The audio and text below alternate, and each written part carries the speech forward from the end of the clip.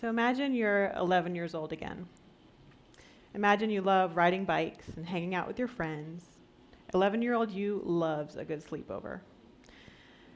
Imagine your favorite class in school is art class, and you'd always rather trade your bologna sandwich for your friend's PB&J.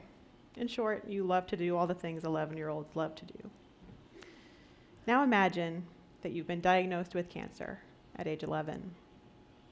Imagine your bike rides have turned into MRIs, your play dates into doctor's appointments, and those slumber parties you love so much, well, they're now week-long hospital stays. And so you might also imagine really struggling, because not only are you fighting for your life, but you're missing a lot of school, you're isolated from your friends, and every time you put on that hospital gown, you lose a little bit more of who you are as a person. And here's something else that's true. Because you're a kid, you don't really get a lot of say in what happens to you. You don't get to decide your treatment protocol, or what you're eating from the hospital cafeteria, or how often you're getting pricked and poked with a needle. Your choices are limited, if they exist at all. So how do you navigate growing up and getting better at the same time? Healing and becoming who you are? What can possibly help? How can you earn back some of that freedom, express yourself, and feel like a kid again? From my experience with Arts for Life, the Asheville-based nonprofit that brings creative opportunities to pediatric patients and their families across North Carolina, I can share with you a little bit about what we've learned from our budding young artists about creativity, healing, and the power of saying yes. Here's one thing I know to be true. Giving kids encouragement and opportunity to express themselves creatively is powerful medicine.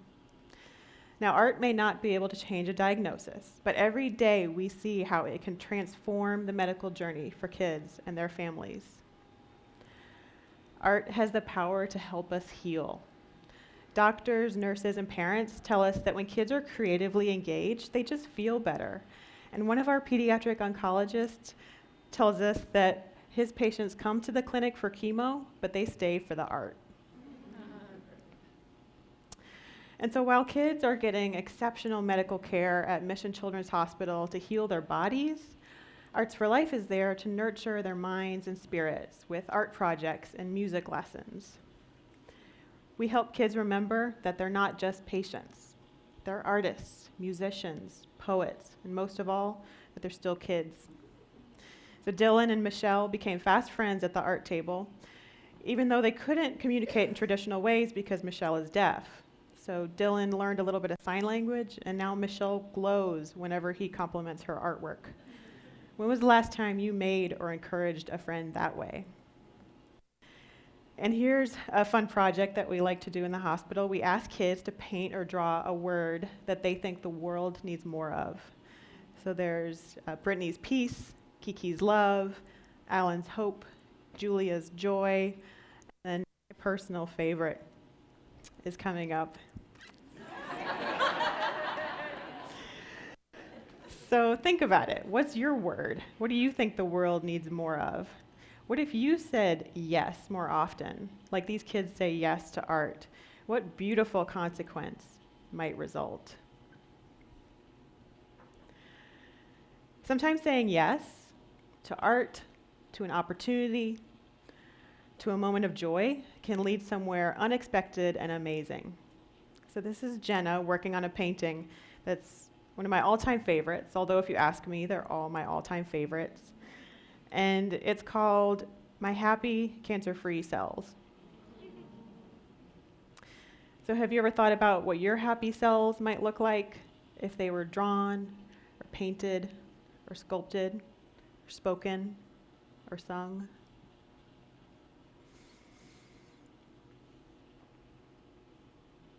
And here's Zach, who had spent weeks in the hospital by this point, but on this particular day, he was feeling really inspired by his favorite TV show, River Monsters. And we had enough duct tape and paint for him to create his own life-size catfish, fishing pole included.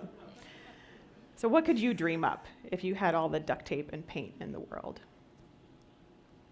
So we've seen how the 11-year-old version of ourselves can benefit from creativity, but what about present day us? Now, adults tend to have a different perspective on creativity and being artistic than kids do, and can you imagine why? Somewhere along the way, in those formative years when our brains were still infinitely sponge-like, somebody very well-meaning, I'm sure, said to us, be sure to color inside the lines, or what is that supposed to be? Or you can't make a living as an artist. And I think that's really too bad, because I believe that art is an avenue that we can all travel on to learn, create, connect, and express ourselves.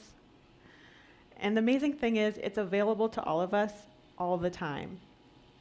So it can be an escape, but it can also be the key that unlocks the door to something good and real. So what else can we learn from these amazing, inspiring teachers? Maybe a new perspective on gratitude, maybe learning to embrace moments of joy where you can find them, maybe a healthy appreciation for all the teachers in our lives, no matter their age or ability. My challenge to you is this: be that trusted teacher, that mentor, that coach for the creative spark. Be that for someone you love, because they need to hear it. And be that for yourself, because you need to hear it too.